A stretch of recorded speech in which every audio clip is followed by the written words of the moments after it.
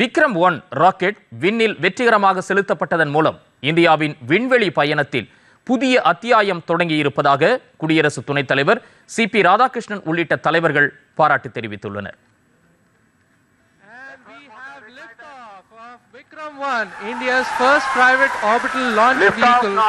CP. Radhakrishnan வெளியிட்டுள்ள சமூக வலைதள பதிவில் விண்வெளி துறையில் தனியாரின் பங்களிப்பு அதிகரித்திருப்பதாகவும் உள்நாட்டு புத்தாக்க முயற்சிகள் வெற்றியை எட்டியிருப்பதாகவும் கூறியுள்ளார்.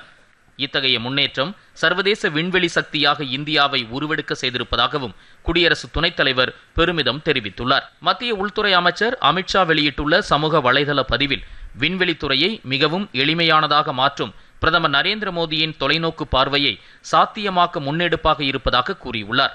இந்த புத்தாக்க முயற்சிகள் இந்தியாவின் விண்வெளி துறையை மேலும் வலுப்படுத்துவதுடன் சர்வதேச அரங்கில் விண்வெளி துறையில் இந்தியாவை முன்னணி நாடாக முன்னிறுத்தும் எனவும் குறிப்பிட்டுள்ளார். வெளியுறவு அமைச்சர் ஜெய்சங்கர் வெளியிட்டுள்ள பதிவில் விக்ரம்-1 ராக்கெட் வெற்றிகரமாக விண்ணில் ஏவப்பட்டதன் மூலம் புதிய வரலாறு படைக்கப்பட்டிருப்பதாக கூறியுள்ளார். பிரதமர் நரேந்திர மோடியின் துணிச்சல் மிகு சீர்திருத்த நடவடிக்கைகள் மூலம் இந்திய இளைஞர்களின் புத்தாக்கமும் நிபுணத்துவமும் இணைந்து வெற்றி இலக்கை எட்டியிருப்பதை பிரதிபலிப்பதாக குறிப்பிட்டுள்ளார். மத்திய நாடாளுமன்ற விவகாரங்கள் துறை அமைச்சர் கிரண் ரிஜிஜு வெளியிட்டுள்ள சமூக வலைதள பதிவில் விக்ரம்-1 வெற்றி இந்தியாவின் விண்வெளி பயணத்தில் பெருமைமிகு மைல்கல் என புகழாரம் சூட்டியுள்ளார். இந்த சாதனை சீர்திருத்தங்கள் உள்நாட்டு தயாரிப்பு மற்றும் புத்தாக்கங்கள் மூலம் இந்திய விண்வெளித்துறை வலுவடைந்திருப்பதை பிரதிபலிப்பதாக அவர் குறிப்பிட்டுள்ளார். பயங்கரவாதிகளை மறைவிடங்களுக்குள்ளும் நுழைந்து இந்தியா தாக்கி அழிக்கும் என்று பாதுகாப்புத்துறை அமைச்சர் ராஜ்நாத் சிங் எச்சரிக்கை விடுத்துள்ளார்.